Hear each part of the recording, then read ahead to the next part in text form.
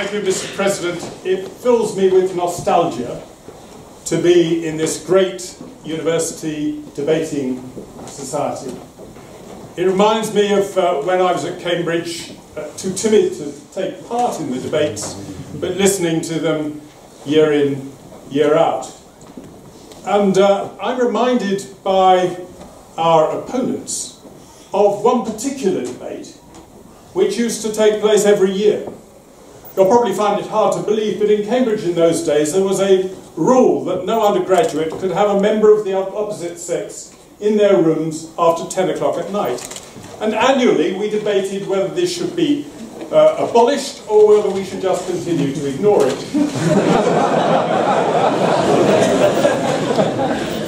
And one year the proponent of change hurled at the defender of the status quo the question, but what can young people do after 10 o'clock that they can't do before? To which the advocate of the status quo with impeccable logic said nothing, but they could do it again. And as I understand it, Lord Adonis in particular, Anna Soubry, though she doesn't really say so, want us to do it again. They think referenda, like sex, is sinful, but if you get it wrong the first time, you should keep on doing it until you get it right. And that has been the attitude of the European Union whenever anyone has voted against things in the past. Well, I don't know how many of you have read a wonderful book called When Prophecy Fails by Liam Furstinger. He infiltrated a Canadian cult whose leader, Dorothy Martin, predicted that the world would be effectively destroyed by a huge flood on the 21st of December. And the only people who would be saved were the people who joined her at a certain hill, who would be whisked away in a spacecraft to the planet Clarion. 21st of December came, and the flood didn't come to that, nor did the spacecraft. But what surprised the researcher who'd infiltrated this group was that the members of the cult were not delighted that the world had been saved from doom and destruction, but disappointed. They were not disillusioned with their prophetess, whose prophecies had gone wrong, but when she came back and said she'd had further communication with the planet Clarion, and they assured her that their prayers had won them a transition period, during which they should go out and proselytize to change people's minds, to save them from doom, which otherwise had merely been postponed. Now, I don't know whether you see any similarity at all with these cultists and the more extreme exponents of a second referendum who've been propounding doom and gloom for so long, and who seem terribly disappointed that it hasn't happened. Now, I'm not going to suggest that my good friend Anna Soubry or Lord Adonis are the Dorothy Martins de nos jours. That role has been amply taken on by George Osborne. It was he who, during the referendum campaign, in an 80-page document, forecast doom and destruction. And let me read what he said. He said, a vote to leave, a vote, not the actual process of leaving, a vote to leave would represent an immediate and profound shock to our economy. That shock will push our economy into a recession and lead to an increase in unemployment of around 500,000. GDP will be 3.6% smaller, average real wages be lower, and so on and so forth. What actually happened? His prophecies failed. Instead of unemployment rising by 500,000, it's fallen to a long-term low. And the number of people in work has risen to a record high.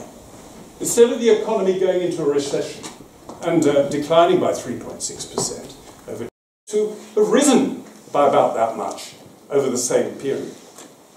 And the great banks and other institutions who supported him with their own prophecies of doom, that they would have to ship tens of thousands of people from the City of London over to Frankfurt and Paris if Brexit took place, have now, without exception and without apology, changed their tune, and none of them is proposing to move more than at the most a couple of hundred. And in the meantime, they're taking on more people in London to the financial services industry, which is flourishing. But the motion today says we should regret Brexit. And by implication, we should rather regret that none of these prophecies of doom turned out to be correct. But they didn't, and we should therefore be very dubious about Anna's suggestion that, though it hasn't happened so far, it will when the transition period is over. Now, I should make a confession. I, all my life, have been a practicing Europhile. I did an apprenticeship in a French laboratory before going out to university. My first job was in Holland and Belgium. I have a house in France and speak French. I've been chairman of a German company in Berlin. When the referendum came in 1975 about whether we should stay in the EU, which we recently joined, I actively campaigned to stay in. That's true. I was recruited to the campaign by the local political secretary, who was a spectacularly pretty girl, who I subsequently married. So I've done very well out of Europe, and I have no complaints on that front. But, and because of that sort of background, I can understand why some people found it very difficult to vote to leave. And in particular, they were concerned that taking back control of our borders could actually perhaps limit our freedom to travel across the continent. Well, all those things I did in working and doing an apprenticeship and actually hitchhiking across the whole of Europe, I did before we ever joined. And I've no doubt that when we leave, just as we've got agreements with 56 other countries and territories that people can come here and we can go there without visas and so on, that will continue once we leave. But there's another concern, which I thought Anna's approach of suggesting that the whole thing was sort of racist and we should be ashamed because some people behaved shamefully. We should be appalled that they behaved shamefully, but not ashamed, because none of us, I take it, would do so.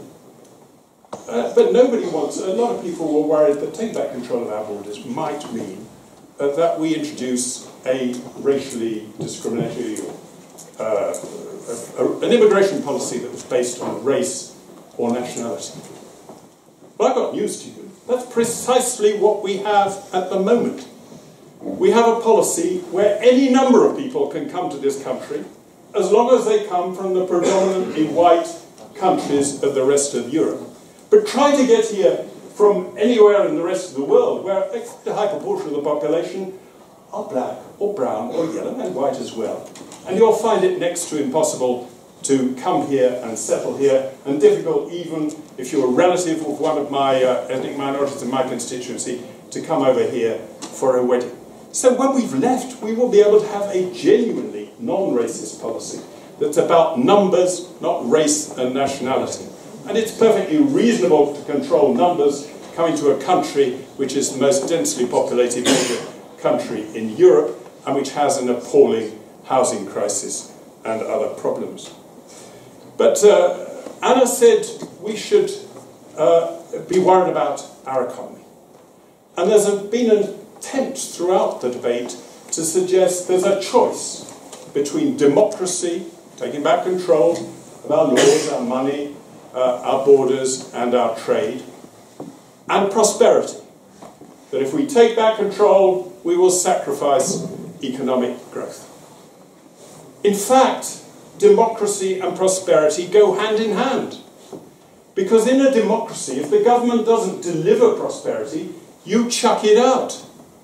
But the European Union's not like that.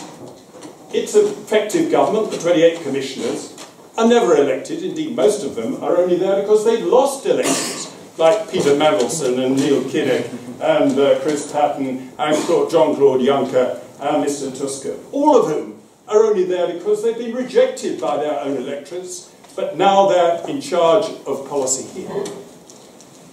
And their principle policy has been the euro. Economic policy has been the euro. It's been an absolute disaster, particularly for the young people of Europe. 25% of young people unemployed in France, 40% in Spain, 45% in Italy, over 50% in Greece. They all lost their jobs, but no commissioner ever did. And I submit to you that we should be delighted that we've taken back control, because that will give us the ability to tailor our policies to our own needs and not face a policy which is a one-size-fits-all policy for the whole of Europe. A friend of mine was in Brussels, and he woke up in the morning and realised that he'd forgotten his razor. And he went to the reception and said, "Could you lend me or buy me a razor? I need a shave." And they said, "Sorry, we don't sell them or have them, but we do have a shaving machine." He said, "Sounds very strange and rather frightening. What is it?" And they pointed to a sort of booth, like one of those places where you have your passport photo taken. He said, "You go in there, you put a coin in the slot, you put your head through the hole, you press the button, and it will shave you." He said, "God, that's terrifying." He said, "Surely everybody has a different shaped face and a different sized head." The reception said, "Oh yes, but only the first time." And that's the experience the Greek people have been going through, being shaved to a Teutonic shape. We don't want to be doing that. We want to tailor our policies to our ends, and doing so we will prosper and look forward and look back on the day we voted for Brexit with joy and thanksgiving. Thank you.